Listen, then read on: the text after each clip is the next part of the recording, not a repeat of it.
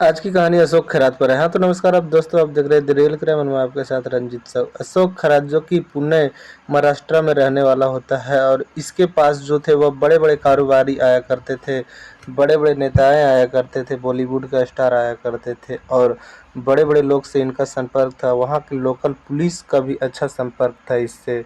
और जब इसका एक वीडियो वायरल होता है और फिर इसको पुलिस पकड़ती है और कई वीडियो वायरल होता है, तो फिर पुलिस फिर जांच करती है तो पता चलता है 100 से भी ज़्यादा महिलाओं के साथ यह जो अशोक खैरात है वह यौन शोषण किया है। और कई महिलाएं सामने आती है और कई महिलाएं सामने नहीं आती है, इसलिए कि वह अपने इज्जत को पर्दे में रखना चाहती थी। और कई वीडियो पता चलता है कि अशोक खैरात वाला पोर्न वीडियो बन चुका था और विदेश में कोई ऐप पे चल रहा था। उसके बाद पुलिस जो थी वह सारे वीडियो को डिलीट करवाती है, लेकिन अभी महिलाएं सामने आने से कतरा रही है। हाँ तो आज जो वीडियो है वह अशोक खैरात पर है और अशोक खैरात जो था वह पुणे महाराष्ट्र में रहा करता था और अशोक खैरात बाबा का काम किया करता था।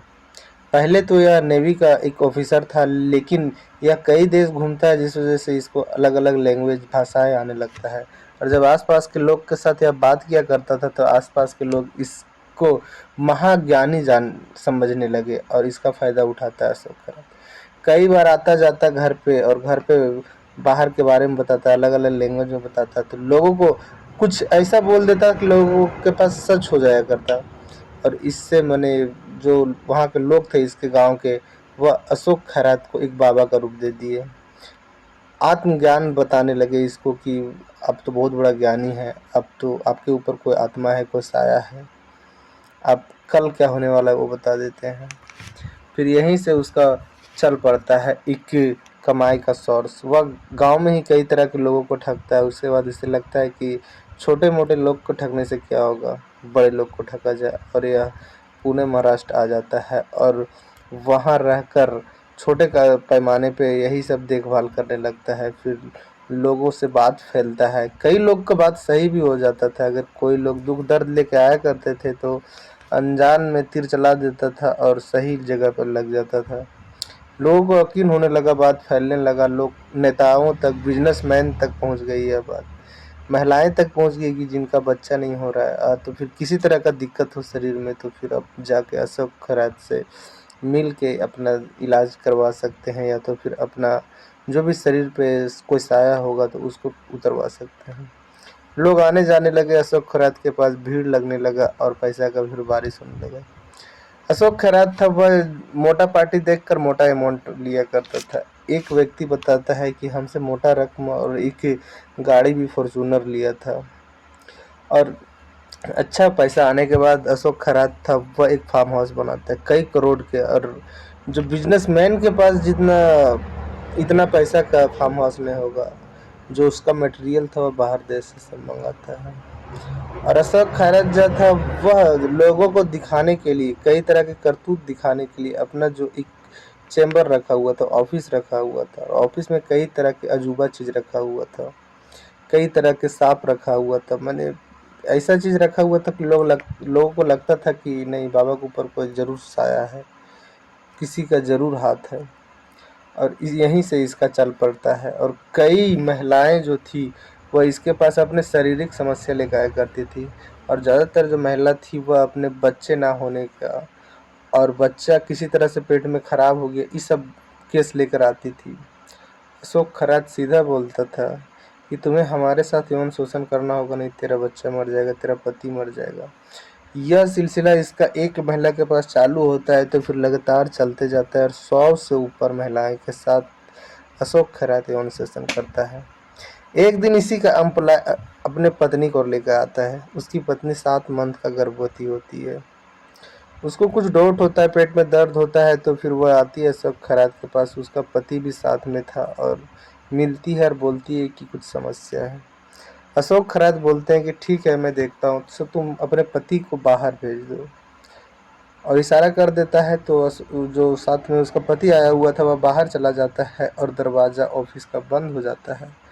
उसके बाद उसकी पत्नी को बोलता है अशोक खैरात की, तुम्हें मेरे साथ यौन शोषण करना होगा, नहीं तो तेरा बच्चा मर जाएगा, तेरा पति मर जाएगा।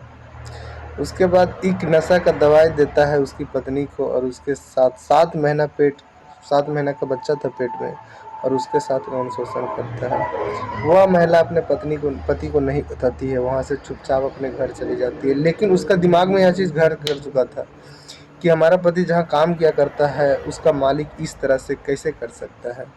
आज मेरे साथ किया है, जब मेरे जैसा महिला के साथ कर सकता है तो फिर और आम महिला के साथ वो क्या ही करता होगा। और वह अपना मन में यह चीज़ को नहीं दबा पाती है और अपने पति से बोल देती है कि अशोक खैरात के पास मिलने के लिए गए हुए थे तो वो मेरे साथ यौन शोषण किया।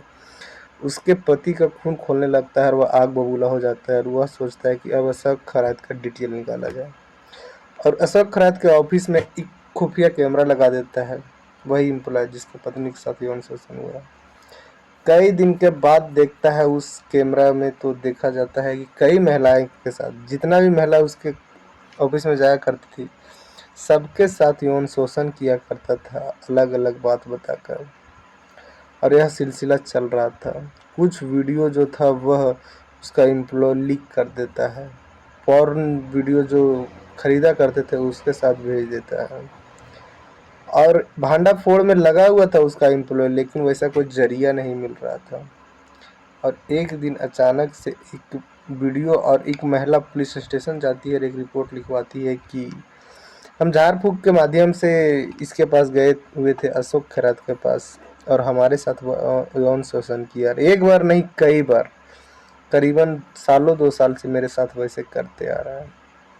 पुलिस को जब यह बात पता चलती है, लोकल पुलिस को, तो वहाँ के पुलिस बोलती है कि बाबा वो तो अंतर्यामी है, उसके पास बड़े बड़े लोग मंत्री आया करते हैं, आप तो एक इल्ज़ाम लगा रहे हैं, उनको फंसाने की कोशिश कर रहे हैं।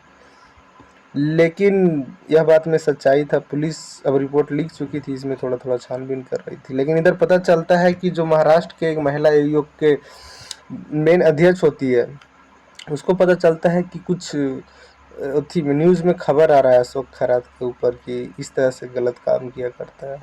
यह तुरंत ही जो न्यूज़ बनाने वाली जहाँ की कंपनी होती है उसके पास फ़ोन करती है वही महिला अध्यक्ष, और बोलती है कि ये सब क्या कर रहे हैं आप, अशोक खैरात इतना अच्छा व्यक्ति हैं, बाबा हैं, और आप उसके ऊपर गंदा आचरण लगा रहे हैं। यह चीज़ को नहीं रोका जाता है वो महिला के द्वारा, और यह चीज़ लोगों तक पहुंचता है। जब लोग तक पहुंचता है और कई महिलाएं जो उसका शिकार हुई थी उन तक पहुंचता है, तो थोड़ा हिम्मत आता है कि कोई आवाज़ उठा रहा है। फिर करीबन 10 महिला के आसपास पुलिस में जाकर रिपोर्ट लिखवाते हैं कि मेरा साथ भी ऐसा हुआ। तो फिर पुलिस हरकत में आती है और बाबा के पास जाती है। बाबा को गिरफ्तार करने से पुलिस डर रही थी, इसलिए कि बाबा के पास वो पुलिस आया करते थे अपना समस्या लेकर, और आज जो पुलिस आई थी वह हथकड़ी लेके आई थी बाबा को गिरफ्तार करने के लिए। गिरफ्तार कर लिया जाता है जब उसके ऑफिस का तलाशी, उसका घर के तलाशी और फार्म हाउस का तलाशी लिया जाता है, तो पता चलता है एक पेन ड्राइव में करीबन 100 से पार वीडियो है जो कि अलग अलग महिलाएं के साथ है, और यह वीडियो कई पोर्न ऐप पे चला करता है, यानी कि विदेश में यह पोर्न वीडियो के चल रहा है एक ऐप। पुलिस जब यह वीडियो देखती है तो फिर पुलिस को लगता है कि जिस महिला के साथ ऐसा हुआ है वो तो सामने आके रिपोर्ट करवाएगी नहीं इसके प्रति।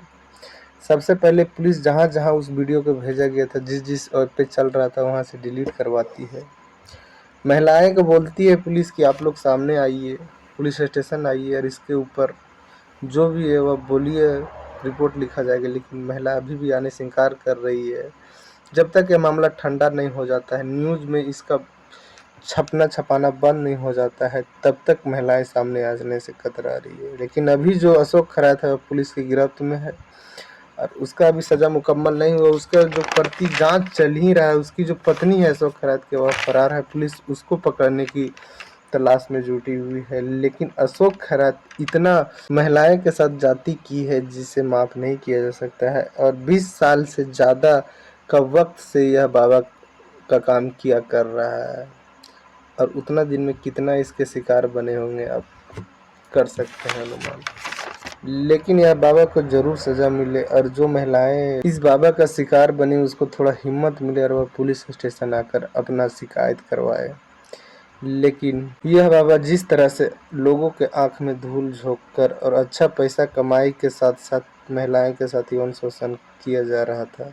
अब यह मामला 1 महीना के आसपास में आ चुकी है। एक महिला से इसका जांच चल रहा है। यह मामला कोर्ट जाएगा, कोर्ट के जज इसका चार्जशीट पढ़ेगी, मुकदमा देखेगी, उसके बाद इसको सज़ा सुनाया जाएगा। सभी को अशोक खरात का सज़ा का इंतज़ार है। बस कोर्ट में मामला जाएगा, कोर्ट के जज फिर सज़ा सुनाएंगे। सज़ा का सभी को इंतज़ार है। सज़ा जब भी सुनाया जाएगा आप लोग को इसी तरह की कहानी के माध्यम से बता देंगे। इस कहानी में इतना ही। जय हिंद, जय भारत।